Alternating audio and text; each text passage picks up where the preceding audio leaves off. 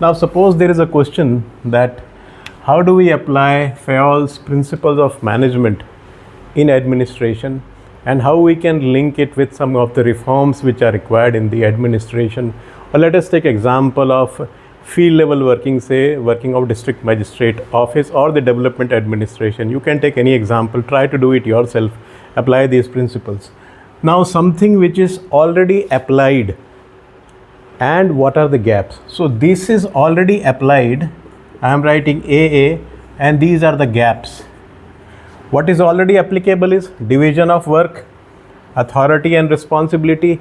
Here there is a slightly gray area because at times you have responsibilities but commensurate authority is not there. So here you need some improvement, but it's by and large, we can say it's by and large available. Then discipline, of course, we have very strict parameters for discipline. We have conduct rules, so this is also applied. Means you need unity of command. There is a unity of command, and one thing is unity of direction.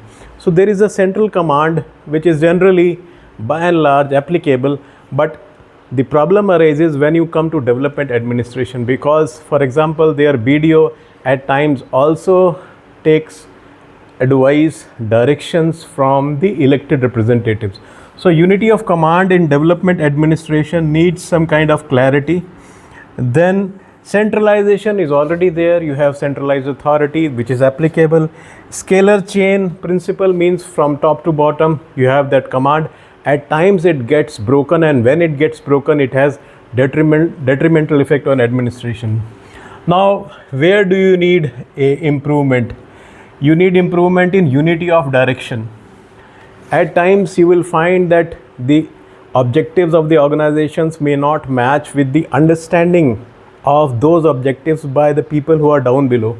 So unity of direction needs some kind of a improvement in the government functioning.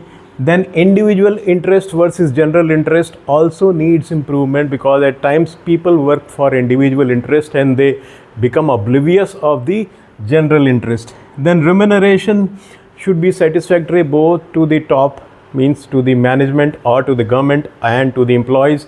So here some improvement, here lot of improvement is required.